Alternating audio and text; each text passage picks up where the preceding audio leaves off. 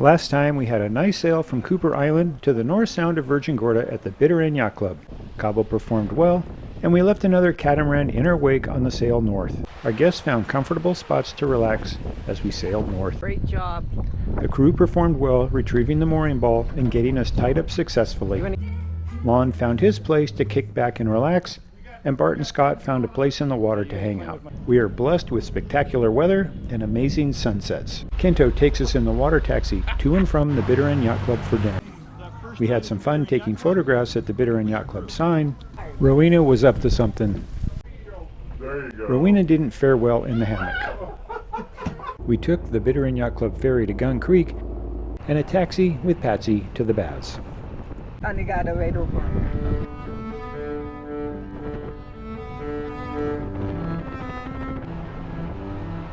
Welcome to the jungle.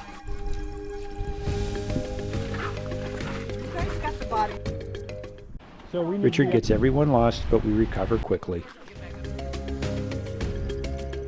We took a refreshing swim with passengers from a cruise ship at Devil's Bay. We explored the geological formations at the baths. You're on earshot, so you... Yeah. Okay, that's a bad sign. And had a lovely lunch at the top of the baths. Patsy picked us up and took us back to Gun Creek, where we caught the ferry back to the Bitter End Yacht Club.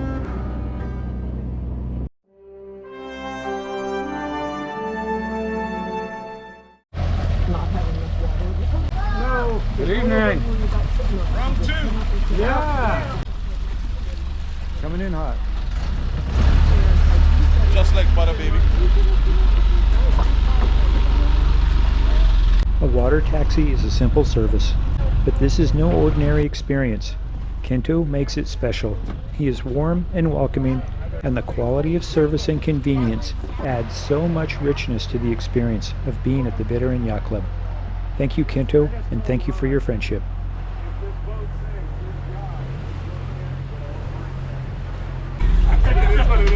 Hey, that was an accident. Hey, that was an accident. Always. Thanks, Kinto, man. Welcome, Rich. You guys enjoy your evening, and I'll see you guys a little later. Sunset. It'll be down. With the clouds behind it like that.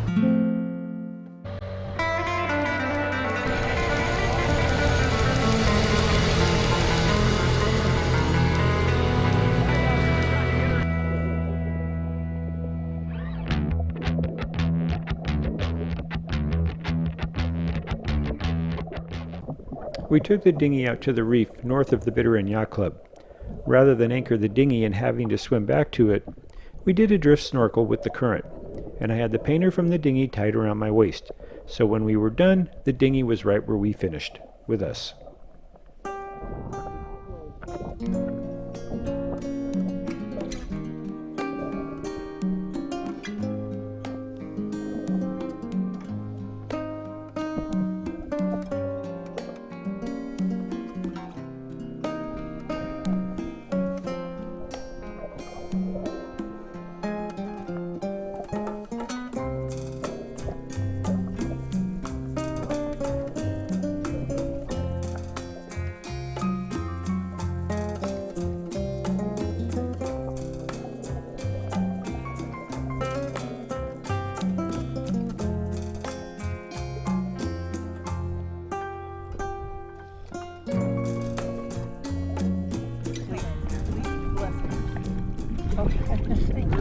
Where do you need a pulley or push, either way?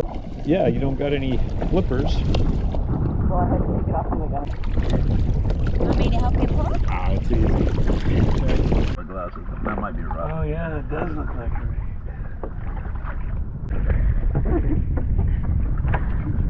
Amazing. Owned by Larry Page, co-founder of Google, Eustatia Island is 35 acres in size and is presently undergoing a massive reconstruction effort, as Hurricane Irma did substantial damage to the property. I am sure the end results will be stunning. On their website, the island is available for rent, starting at $35,000 per night with a 3-night minimum stay. Iguana boats are perfect for landing on a beach without needing any infrastructure. Being well balanced, it can climb a 40% incline, which is pretty amazing. The tracks rise into the hull for normal motoring underway, and this 30-foot vessel can carry 12 passengers with speeds up to 55 knots. Pretty high performing. This boat appears to be a 2018 model and is on Yacht World for sale at $450,000. No, it really got down. Do you think he would go around? In here. You think he'd come off that? Yeah, that's what the treads are for. Wow, that's awesome. I asked Scott to check the depth as it is a shallow area. Way down. We're good. Okay. Lon and Linda are off in the distance, so let's get a little closer. Hobie cats, wing and windsurfing, paddleboards and kayaks are available for rent at the Bitter End Yacht Club Water Sports Center, and lessons are also available.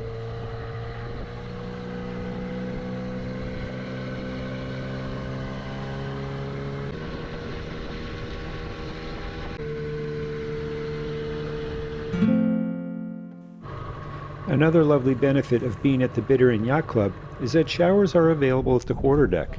They are large, we don't have to conserve as much water like we do when we're on the boat, and they are just a dinghy right away. I have my moments. Yeah, for sure. What do you have in his mouth? A toothpick? Yeah. A slider pick? Doesn't he look classy with his toothpick? Yeah. We are heading over to Saber Rock to see the feeding of the tarpon and have dinner. Of course, we will walk around the island and check it all out. The tarpon know feeding time is soon and hang out by the wharf waiting for the free food. Basically, the anchor is the last anchor thrown over before that ship sank. And the cannon in there is one of the only 2 cannons that was aboard that boat. Look at this ring. Broke. Forgive me.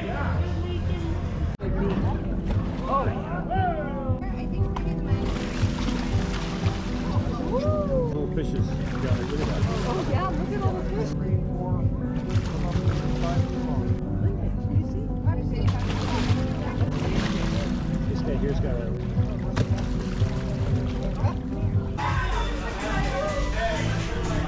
This deck appears to be for the resident who stays on the island full time. It is quite a lovely setup, with private quarters and a private patio overlooking the Caribbean Sea. There are many lovely places on Saber Rock to take really nice portraits. Georgia is capturing its lush setting with the Caribbean Sea in the background. It's not cold.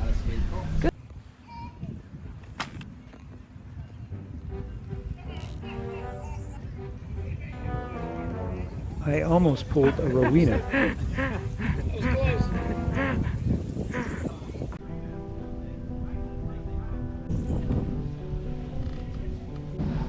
That is the Oil Nut Bay Employee Ferry.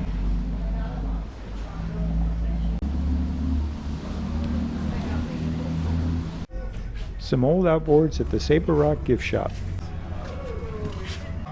The hotel accommodations at Saber Rock.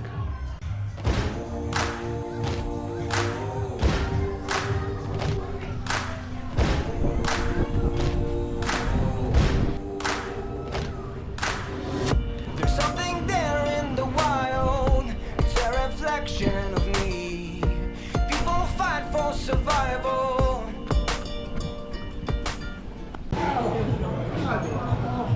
What are you doing there? Today we are sailing from the Bitter End Yacht Club to Diamond Key at Jost Van Dyke. It's a little over 20 nautical miles and is a downwind sail. It takes 3 of us to do what Richard does. And we're not doing it right yet. In no time did we hurt anybody at this point. That's a plus.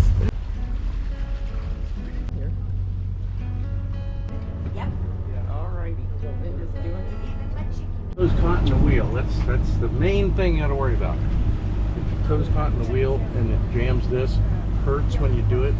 Now I know. All right, how deep's the water? Way deep. 56. At least 50. 56. At least 50. I know that. I saw this. I studied that map. As long as we're in the white, we're cool. All right, so where are we going? South. We're gonna go right through here, and we're gonna gonna pinch down there, and we're gonna go through there, and then we're gonna head south.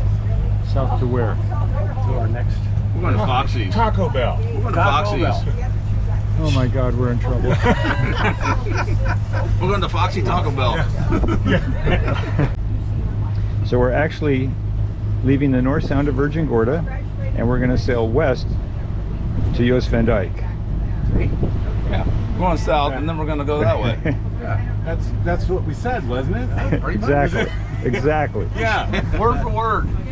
All right, so we have a boat on our starboard quarter there, a Lagoon 500.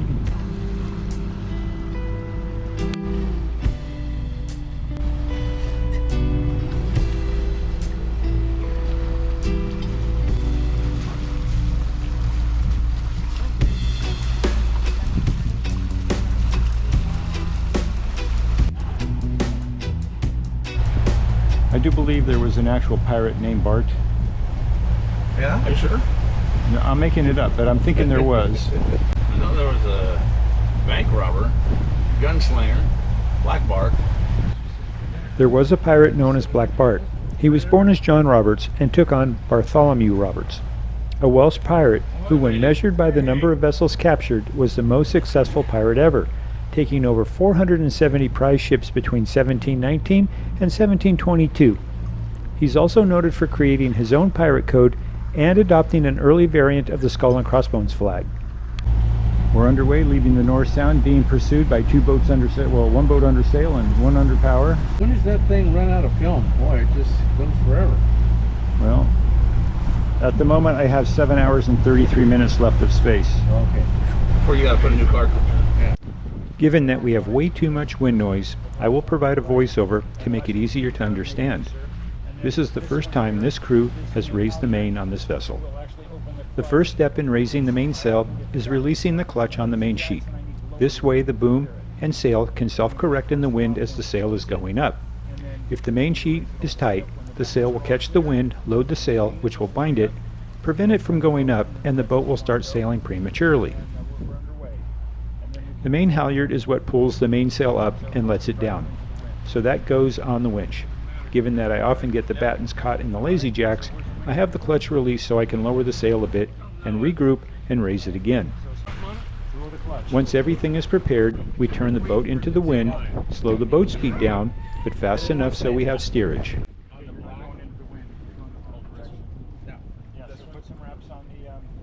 Scott puts 3 wraps on the winch as Bart is turning the boat into the wind. Given that the main sheet is loose, the boom can pull out a little bit, give us a little slack. Once Bart has the boat dead into the wind, he tells Scott. At that point, the mainsail is ready to go up. Of course, Scott, or whoever is raising the main, needs to position themselves so that they can see the sail go up. Check for the battens to clear the lazy jacks, and watch for any other oddity that would require him to stop from raising the main. We are fortunate to have an electric winch. Regardless, keeping one's fingers clear of the winch is important. A finger caught between the line and the winch can result in losing body parts. Not good. Not good at all, so be safe. One of the battens caught the lazy jack, so we stop, lower the sail a bit, get the batten from underneath the lazy jack, and time it so that it'll clear the lazy jack on the way up.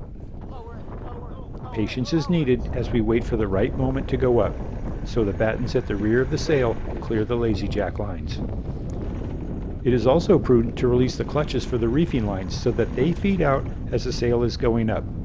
Watching the reefing lines move freely as the sail goes up is important. The mainsail is going up.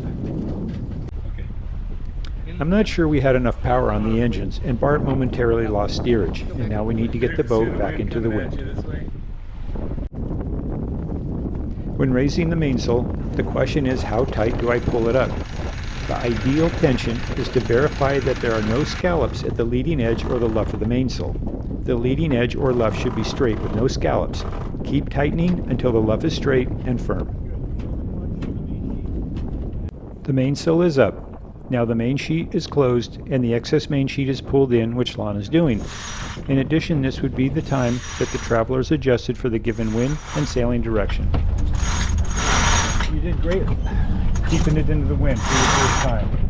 Okay, so now we want to goes that way, so turn left or right and we'll go that way because we're going the opposite direction. Scott is now letting out the topping lift. The topping lift holds up the boom. When the topping lift ends up on the lee side of the mainsail, it interferes with the shape of the sail. Letting it out corrects that issue. Now we just need to remember to bring in the topping lift before we lower the mainsail so that the boom has support from the topping lift. We are now changing directions to sail in the desired direction toward Jost Van Dyke. We went through a jibe. Fortunately, the winds are not high and not much main sheet was out, so nothing extreme happens. As the boom swings from one side to another, the loading forces can break equipment. Yeah.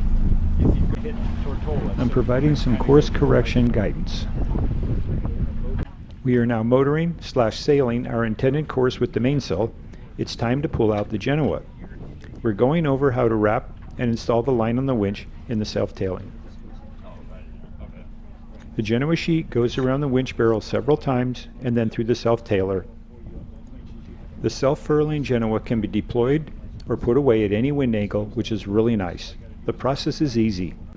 Identify the downwind Genoa sheet and put a wrap or two on the winch. Prepare the furling line on the winch so the speed at which the sail unwraps can be regulated. Release the furler clutch. Start pulling on the Genoa sheet and the sail will pull out, and most of the time when it catches the wind it will unfurl.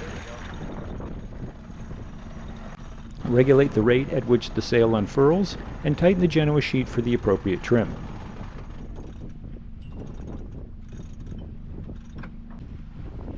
Now the engines are shut down and voila, we are sailing. Hi, honey. I have no idea what's happening here. Hello, gentlemen. The crew is at the helm, standing watch. Yeah, it's just like.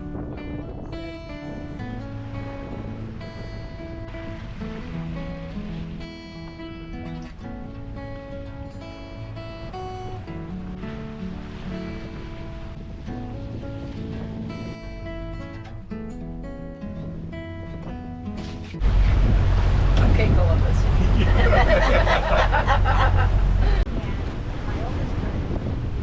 It's amazing how on autopilot you change course by a few degrees, a little correction. It's never overreacts. No, it's quite good. I am checking the potable water levels. Seems like we are in good shape, with 3/4 full on the port tank and almost 3/4 full on the starboard tank. Our tanks are not quite full, so I will let the water maker run a bit longer. The water maker is making about 100 liters or 26 gallons of clean water per hour.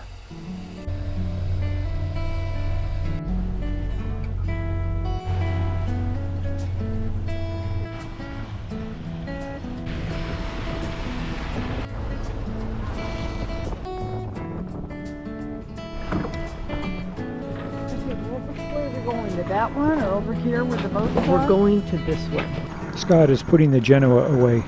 It is quite easy when we run the furling line to the electric winch and use electric power to put it away. Bart is releasing the Genoa sheet in a manner to keep tension on the sail so it furls nice and tight. Sheet clutches are closed and the lines are cleaned up and put away. From this point we will motor to our destination once we take the mainsail down. Scott is taking the boat off autopilot so he can turn the boat into the wind. Once dead into the wind, we can drop the mainsail. Bart is putting the main halyard on the winch so he can unload the tension on the clutch to release it. With the boat pointed into the wind, the main sheet is released, which will allow the sail and the boom to self-correct in the wind. Oh, and we need to pull in the topping lift. I remembered. I have a Sharpie mark on the line so it is easy to pull it in and know when to stop. We seem to have a little tension on the line, so we'll tighten it up and finish it later. I find letting the main halyard go and using the weight of the mainsail to bring it down into the lazy bag the easiest method. The last bit always seems a little assistance to bring it down.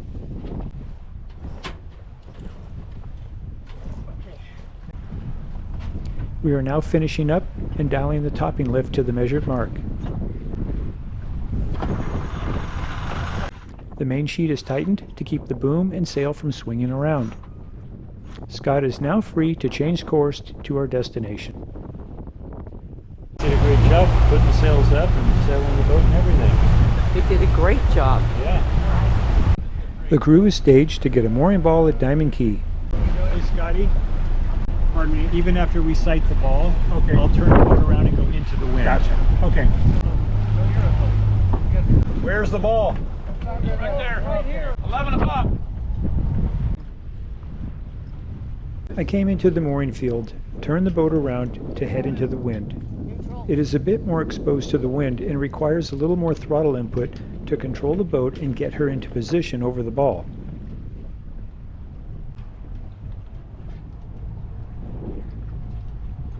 Scott, Bart, and Lon did a great job of retrieving the pendant, threading the mooring lines, and getting the lines back to the cleat. I could have done a better job at the helm, but no one got hurt and we are now secured on the mooring. Great job, guys. Well done. Come back next Great time job. as we go to the bubbly pool on Jost Van Dyke and have a grand time. I found my video from 2015 to compare the bubbly pool then versus now. The crew dines at the Beeline Bar. I reserved a mooring ball for Great Harbor using Bodie Ball, and it took 6 attempts, which becomes the most exciting 30 seconds ever. We motor from Diamond Key to Great Harbor, tie up, and head for White Bay for a day at the Soggy Dollar Beach Bar. Join us for adventures, cruising around the BVI with friends. We appreciate your likes, invite you to subscribe, and please leave a comment or a question. Thanks for watching.